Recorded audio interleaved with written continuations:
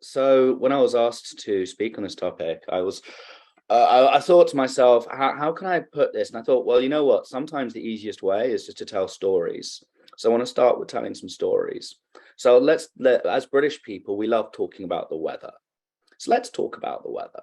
Now, if we talk about the data associated with the weather, let's just imagine a world where the only data you have on the weather is that from the last 6 months. It's not possible to get any more data than that. And you don't know anything other than the data of the last 6 months. And you have no qualitative experience of the weather other than the last 6 months. This is your entirety of knowledge. And then you're asked to forecast what the weather's going to be like for the next 6 months. You're going to get it wrong.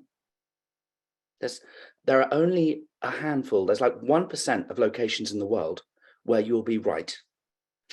There's a very nice place called Byron Bay in Australia. You'll be right there. There's a couple of others, but mostly you're going to be wrong. So let's start with the data. How much data do you have? Are you sure that the data you have has criticality?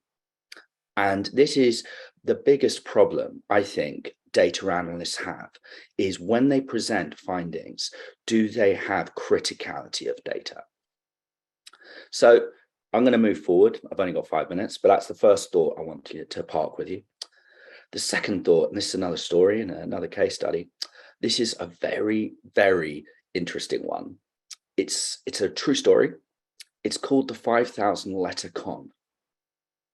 What happens? A company profiles 5,000 people, which identifies as having reasonable amounts of available funds, 6 figures plus. Long researchers maps it.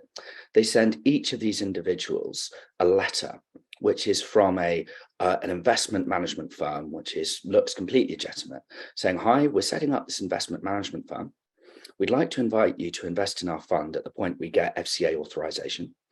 As a freebie, here's a tip. In the next month, we anticipate this stock going up." Now, they send that letter to 50% of the 5,000. Then they send the inverse to the other 50%. 1 month later, well, you know what? 2,500 people got a letter, which is 100% accurate. So they send another letter to just those 2,500, and they split it again. We anticipate this other stock is going to go up, but this other stock's going to go down. And they keep going through and they start getting bites. And these bites, like, you know what? You got like 4 months in a row. You've picked that stock correctly. You guys are really good. Yes, yes, yes. We're waiting on FCA authorization. We're waiting on FCA authorization. As soon as our fund's ready, we'll let you know. True story. After 6 months, if you go down the 50% rule, 150 people remained. Of those 150, over 100 wanted to invest in that fund, where the average investment was £50,000. This is a true story. Now, the total postage costs about £5,000. Now, why am I telling you this story? The people who had these letters and invested lost all their money. Now, they made their decisions on the basis of evidence.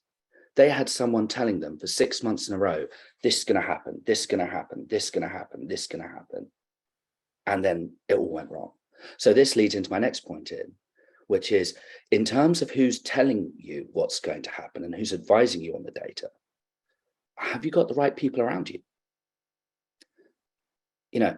Do you have that critical thinking in your management board to disseminate the data so it isn't just reliant on a pre-packaged analysis?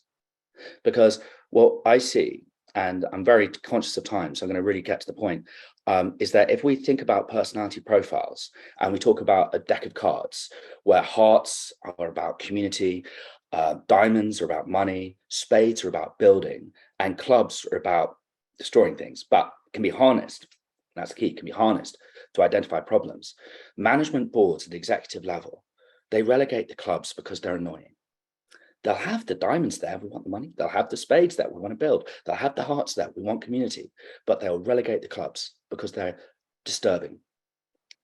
But the clubs are the ones who see the things that nobody else does. And the clubs are the ones who will identify through the problems of the data what you need to think about to get your strategy right. I think that's